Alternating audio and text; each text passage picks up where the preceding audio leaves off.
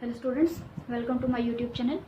Today's class will start with chapter 1, class 10 maths NCERT. Fine. And chapter 1 is real numbers. Till now you have studied about the real numbers. कि real numbers होते क्या हैं, बहुत सारे numbers होते हैं, real numbers होते हैं, integers होते हैं, whole numbers, natural numbers, all that, वो सब हमारे पास बहुत सारी categories होती हैं. अब हमें इसमें ये नहीं पढ़ना कि 1 2 3 4 5 6 नथिंग, ये इस तरह से नहीं पढ़ना.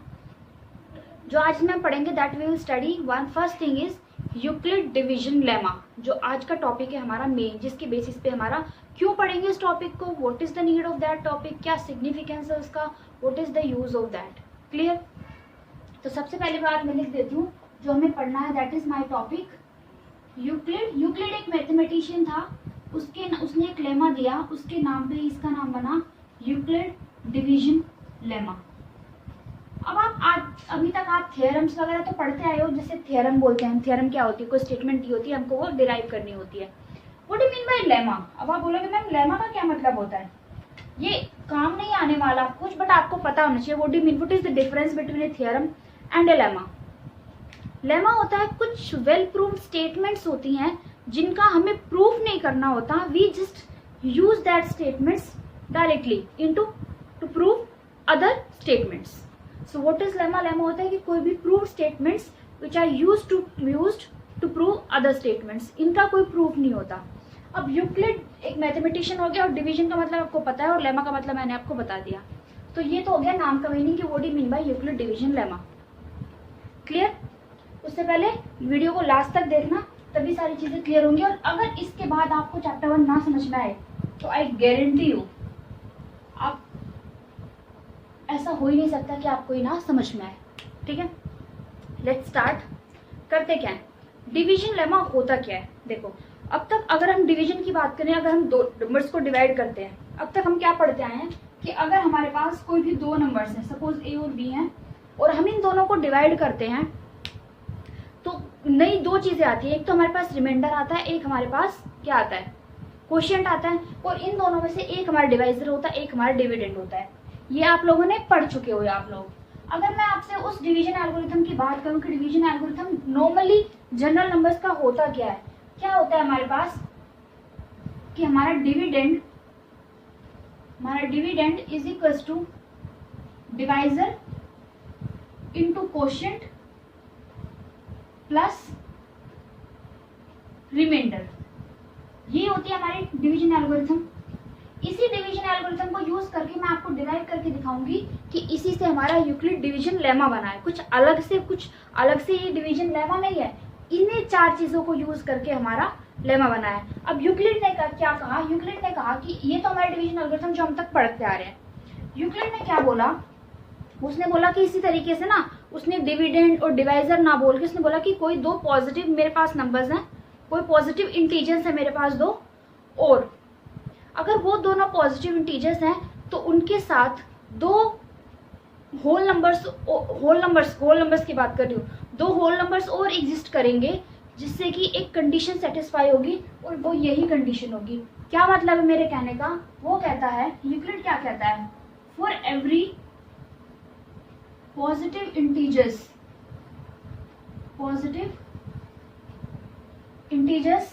ए एंड बी, कोई मैंने दो पॉजिटिव इंटीजर्स क्या ले लिए, मैंने ए और बी ले लिए, सच दैट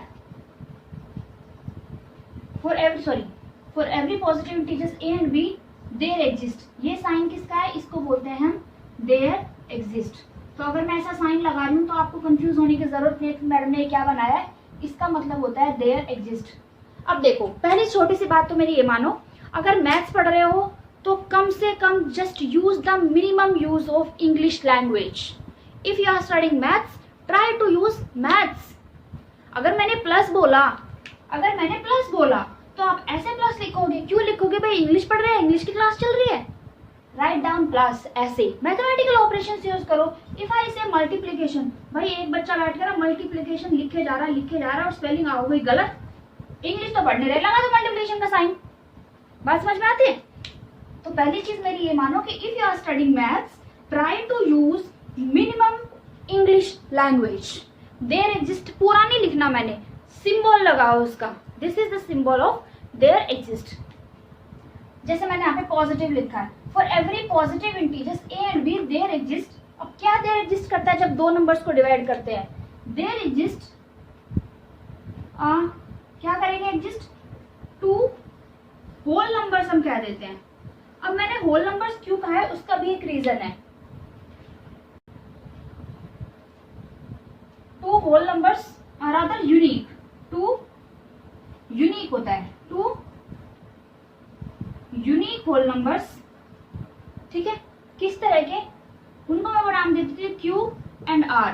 क्यू मैं क्वोशिएंट को डिनोट करती हूँ, आर मैं रिमाइंडर को डिनोट करती हूँ। तो अगर मेरे पास कोई भी दो इंटीजर्स हैं ए एंड बी, तो वहां पे there exist two unique whole numbers q and r such that. अब आप ये, इसका मतलब सच दैट होता है, तो आपको पूरा लिखना है तो लिख लो भाई, सच दैट। सच दैट क्या condition? Such that A is equals to b q plus r. बात समझ में आ रही है? और R की वैल्यू क्या होती है? R की वैल्यू होगी ये। अब इसका मतलब क्या हुआ? देखो, ये होगी आपकी R की वैल्यू। अब आप बोलोगे इसका इससे क्या रिलेशन है? ठीक है, पहले समझ लो क्वेश्चन, बाद में आराम से करेंगे। क्या कहता है वो देखो, डिविडेंड और डिवाइजर। जब मेरे पास डिवाइड करते हैं तो दो चीजें होती हैं, डिविडेंड और डिवाइजर। क्लियर है बात? डिविडेंड जिसको हम डिवाइड करते हैं और डिवाइजर जिससे हम डिवाइड करते हैं चीजों को, ठीक है। तो ए की जगह के क्या आ गया यहाँ पे? ए हो गया हमारा डिविडेंड और बी क्या हो गया मेरा? डिवाइजर। यही दोनों चीज गिवन होती है और इसमें भी मुझे ये दोनों चीज गिवन है। फॉर एवरी, यहाँ पे अगर आपको लिखना है तो लिख दो for every given positive. Given का मतलब आपको क्लियर हो जाएगा कि गिवन आपके पास है और यहाँ से आपको ये पता है। उसके बाद क्या होता है, इन दोनों को यूज करते हैं तो ये दोनों चीजें मेरे पास नहीं आती है उभर के। एक क्वोशिएंट आता है और एक रिमाइंडर आता है। आ रही बात समझ में? तो वही मैंने बोला कि देयर एग्जिस्ट होने के बाद दो यूनिक होल नंबर्स एग्जिस्ट करते हैं, एक क्यू और एक आर। ये हो गया भाई मेरा क्यू, देखो क्वोशिएंट क्या हो गया मेरा क्यू और रिमाइंडर हो गया मेरा आर। तो है ना सेम चीज। भाई डिविडेंड जो हम पहले आप तक डिवीजन एल्गोरिथम पढ़ते आए हैं, this is nothing but Euclid ने उसको इस फॉर्म में लिख दिया कि भाई दो पॉजिटिव इंटीजर्स अगर मेरे पास गिवन है तो वहां पे there exist two unique whole numbers q and r such that this condition is true. ठीक है, अब उसने क्या बोला, ये कंडीशन तो ट्रू है, साथ में उसने ये एक और कंडीशन दिया। अब इसका क्या मतलब है? उसने बोला कि जो रिमाइंडर आता है मेरा, रिमाइंडर 0 आ सकता है। सपोज मैंने किसी चीज को 2 से डिवाइड किया, 2 से डिवाइड किया, सपोज मैंने 5 को किया 2 से डिवाइड, 5 को 2 से डिवाइड किया तो ये 4 लग के आ गया नीचे रिमाइंडर 1। क्या रिमाइंडर कभी या तो 1 आ सकता है, लाइक अगर मैं इसे 2 से 4 से करूं रिमाइंडर 0 आ सकता है। क्या रिमाइंडर कभी 2 आ सकता है या 3 आ सकता है या 4 या 5 when I am dividing my number with the number 2। अगर मैं 2 से डिवाइड करती हूँ तो क्या रिमाइंडर आ सकता है? या तो पूरा कैंसिल हो जाए वो तो रिमाइंडर 0 आ जाएगा, या 2 से कम आएगा। तो वही मतलब है कि रिमाइंडर या तो 0 और b क्या है? b इज माई डिवाइजर, यही होता है डिवाइजर। तो उसने बोला कि रिमाइंडर 0 से और b के डिवाइजर के बीच में लाई करता है। 0 के इक्वल हो सकता है बट हमेशा डिवाइजर से छोटा होता है। इसीलिए मैंने यहाँ पे इक्वालिटी का साइन लगाया है और यहाँ पे मैंने सिर्फ इनइक्वालिटी ली है। बात समझ में आ रही है? सिंपल सी बात बताइए अभी, what do you mean by division algorithm? This is the lemma, this is the theorem जो हमने अब तक पढ़ते आए हैं, दिस इज द लेमा। ठीक है, अब इसका यूज क्या है? इसका हम यूज करते हैं, यूज क्या है इसका? This is used to find out HCF of 2 numbers. कैसे? अब तक आप जो HCF निकालते आए हो वो आप निकालते आए हो प्राइम फैक्टराइजेशन से। सपोज आपके पास है कैसे 4 है और 12 है, आप ऐसे करके निकालते हो, ऐसे निकालते हो आप, ऐसे निकालते हो, फिर इसको प्राइम फैक्टराइजेशन को मल्टीप्लिकेशन के रूप में लिख लेते हो उसके फॉर्म में, और फिर आप अपना HCF निकालते हो और ऐसे आप LCM निकालते आए हो। आज हम सीखेंगे how to find out HCF of 2 numbers using my Euclid division lemma. क्योंकि बेटा देखो ये तो है छोटे numbers, because 4 and 12 we have, ठीक है। सपोज मेरे पास है बड़े नंबर, सपोज मैं आपको देती हूँ 256 0 और मैंने दे दिया आपको 4256, ये दो बड़े नंबर्स दे दिए। कब तक प्राइम फैक्टराइजेशन करते रहोगे बैठ के? बात समझ में आई? इस तरह के अगर बड़े नंबर्स आपके दिए हैं तो we will use Euclid division lemma to find out the HCF of these two numbers. छोटे हैं तो चलेगा, छोटे हैं तो भी लगा सकते हैं, बड़े हैं तो भी लगा सकते हैं, लेकिन प्राइम फैक्टराइजेशन में छोटे नंबर्स में तो इजी रहता है, बट बड़े नंबर्स में बहुत लंबा प्रोसेस हो जाता है। That's why we are using Euclid division lemma to find out HCF of given two numbers, whether they are large numbers, whether they are small numbers. Clear है? Now start with the question. एक question करते हैं, फिर आपको समझ में आएगा what he mean by कि लिखते कैसे हैं और HCF निकलता कैसे है using Euclid division lemma. Here we go. Now Euclid division lemma हमने पढ़ लिया। Euclid division lemma से उसने यूज किया Euclid division algorithm। ठीक है? हमारे पास क्या था यूक्लिड डिवीजन लेमा? हमारे पास था A = BQ + R। मैं ज्यादा डिटेल में नहीं जा रही इसके साथ, बिकॉज आपको फिर बोरिंग लगना शुरू हो जाएगा। कैसे करते हैं, एक एग्जांपल लेते हैं। सपोज वो आपको बोल रहा है फाइंड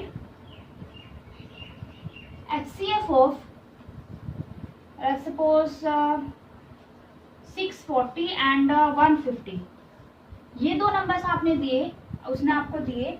पहले मैं क्वेश्चन करूंगी, ये वाला समझाऊंगी आपको क्वेश्चन क्या है, और उसके बाद वी विल कम टू कि डिवीजन एल्गोरिथम क्या कहती है। लेमा तो बता दिया A = BQ + R, but division algorithm क्या कहती है? बात समझ में आ रही है? Now see HCF। और अब देखो ये दो नंबर्स हैं, ऑब्वियस सी बात है, जब डिवाइड करते हैं तो बड़ा नंबर क्या होता है? वो डिविडेंड होता है, छोटा नंबर हमारा डिवाइजर होता है। ठीक है, कैसे लिखते हैं? 640 अंदर लिखते हैं और 150 लिखेंगे बाहर। अब देखो ये है ना स्टेप वाइज करना, ये मेरा स्टेप 1 है, मैं यहाँ पे लिख रही हूँ दिस इज माई स्टेप 1। ठीक है, मैं यहाँ पे लिख दे रही हूँ, तो आप भी जब पेपर में करोगे तो स्टेप वाइज बना के लिखोगे तो बहुत इजीली आपका क्वेश्चन हो जाएगा। क्लियर है? स्टेप 1 में क्या करते हैं? डिवाइड करना आता है। किस पे चलेगा ये 15 0 और ये 640। 4 पे चलाऊं? 4 पे चलेगा, 600 आएगा यहाँ पे। आई बात समझ में?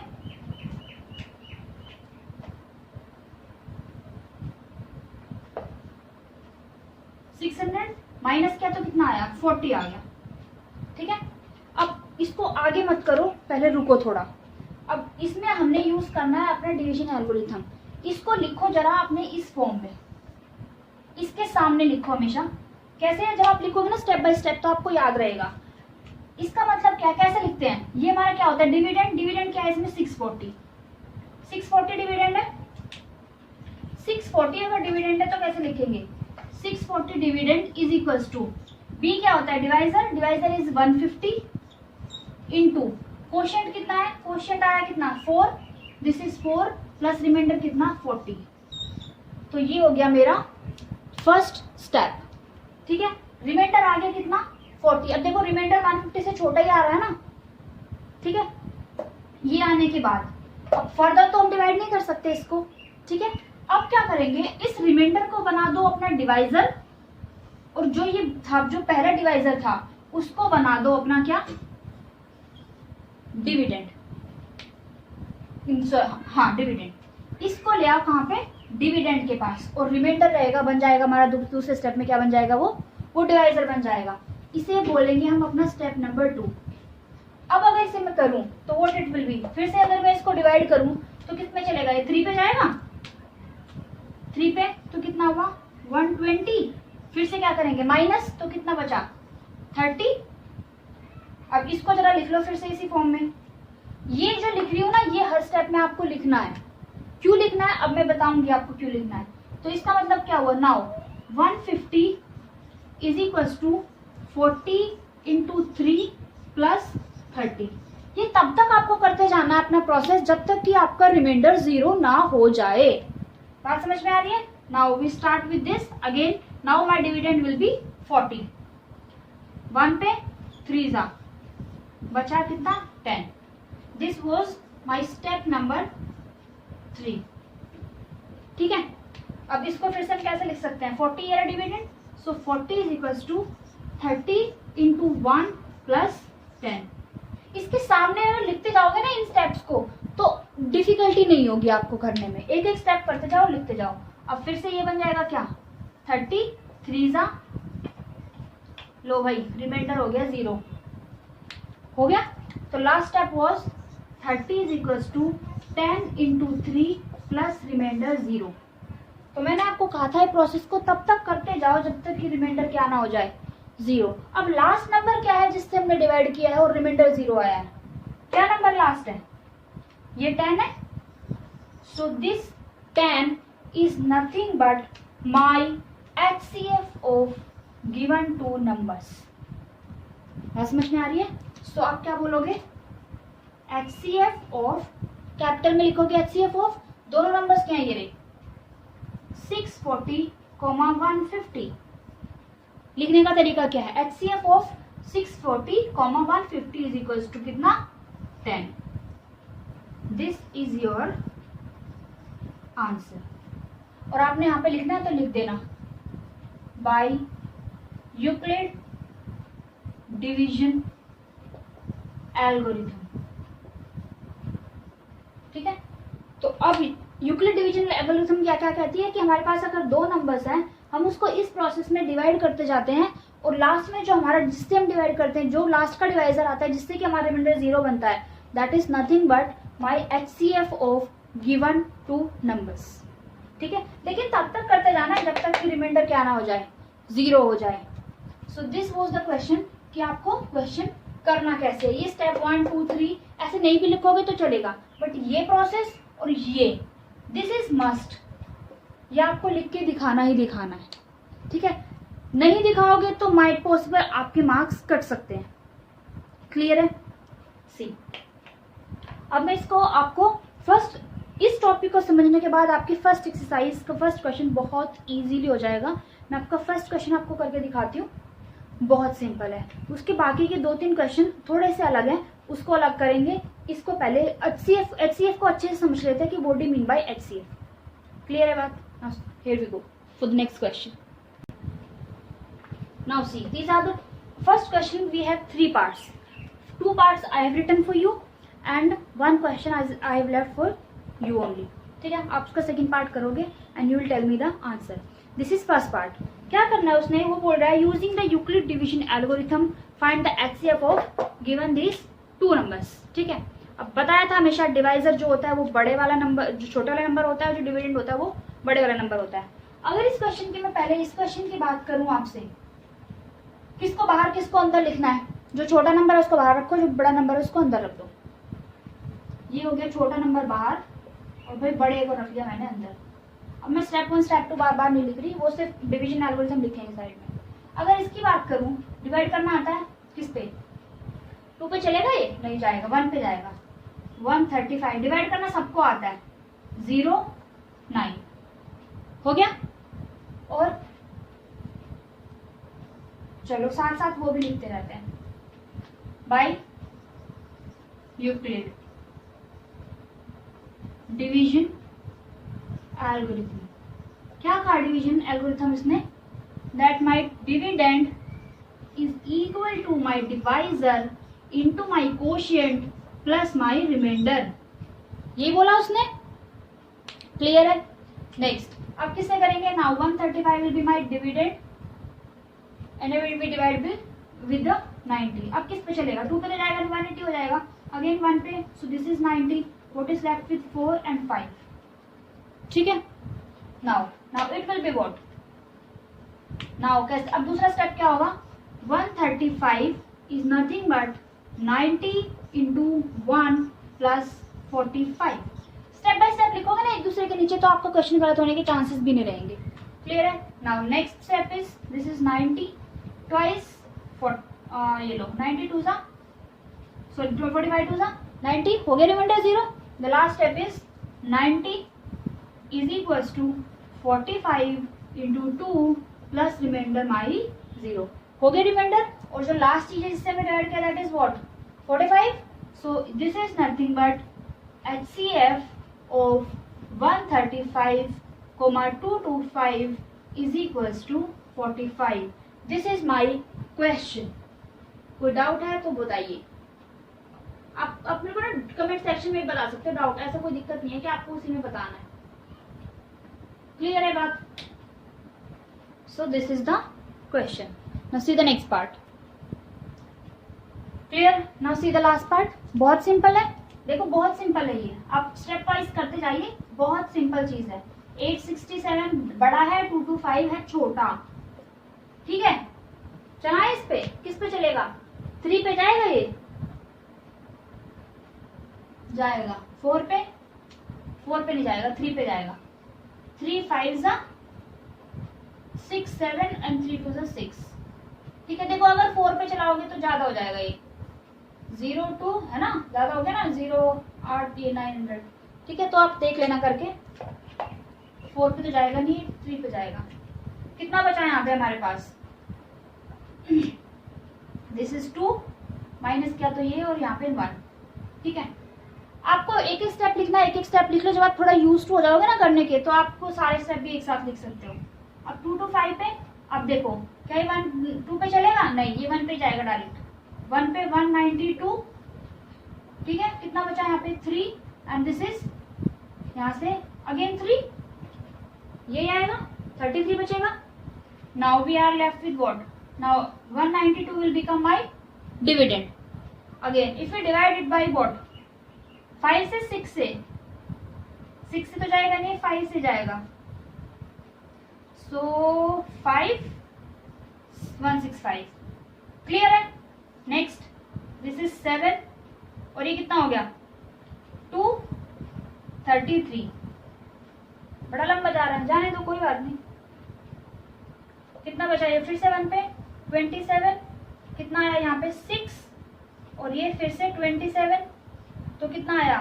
4 जा 24, 3, और इससे ये लो, फाइनली रिमाइंडर 0 आ गया। क्लियर है? फाइनली रिमाइंडर 0 आ गया। अब इसको लिख लेते हैं हम अपने फॉर्म में।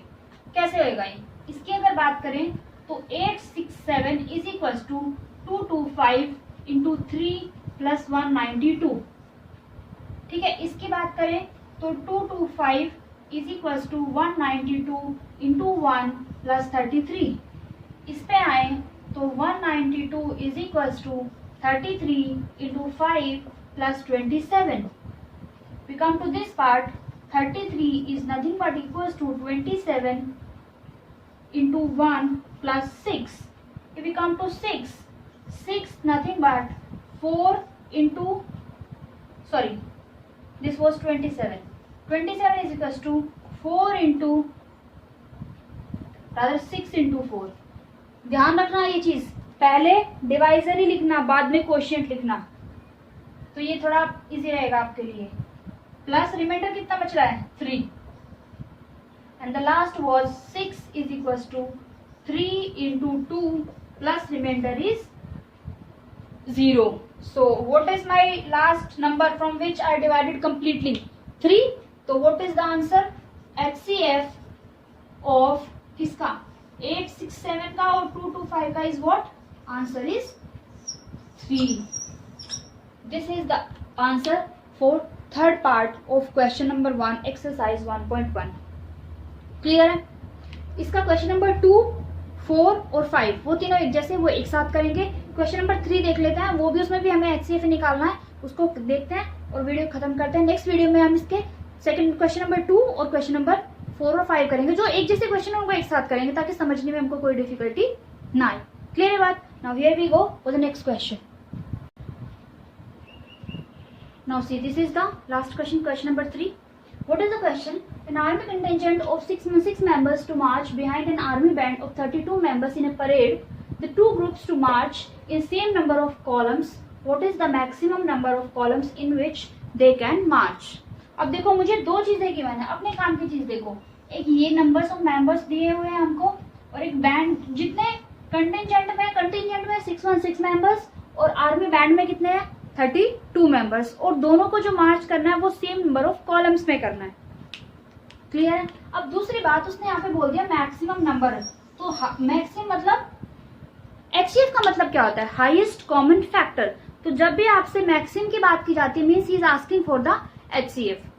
ठीक है, तो हमें HCF निकालना किसका है, सीधी सी बात है। सॉल्यूशन की अगर हम बात करें, किसका HCF निकालना है, हमको निकालना है 616 का और 32, इन दोनों का निकालना है। निकालना शुरू करें। नाउ सी कैसे करेंगे। 616 से किस से 616 बड़ा है, 32 छोटा है, तो 616 से को 32 से हम डिवाइड करेंगे। करिए, किस पे चलेगा ये, नॉर्मल डिवीजन आती है ना सबको करनी। सबसे पहले 1 पे कितना आएगा 32, ये कितना बचा यहाँ पे 9, और 5 में से 3 2, और ये हो गया नीचे दिस। अब किस पे चलेगा, 7 पे, 8 पे, 9 पे, 9 पे चलाओ तो कितना हो गया 9 2 जा 18 और 9 3 जा 27 और ये 28, ये लो 14 और ये सॉरी दिस इज 4 ओनली। ठीक है, बच गया रिमाइंडर 4। अब ये मत सोचना कि मैडम आपने 2 बार डिवाइड कर दिया, बिल्कुल हो सकता है, क्यों नहीं हो सकता। तब तक करते रहो जब तक कि रिमाइंडर उससे छोटा ना रहे। सारे नंबर्स को तो यूज करोगे ना एटलीस्ट। आप बोलोगे 29 से छोटा था, लेकिन 6 को भी तो यूज करना है हमने, तो ये डिवीजन भी होती है। ठीक है, पूरा कंप्लीट डिवीजन करो, उसके बाद नेक्स्ट पे आओ। अब इसको किस पे बनाया, अब 32 डिविडेंड बन जाएगा, और 8 पे चल के ये लो जी, दूसरे स्टेप में आंसर आ गया 0। तो क्या लिखेंगे इसको, now by division algorithm again 6.6 is nothing but 32 into 19 plus remainder आया 4, और यहाँ पे 32 is equal to 4 into 8 plus remainder आया 0।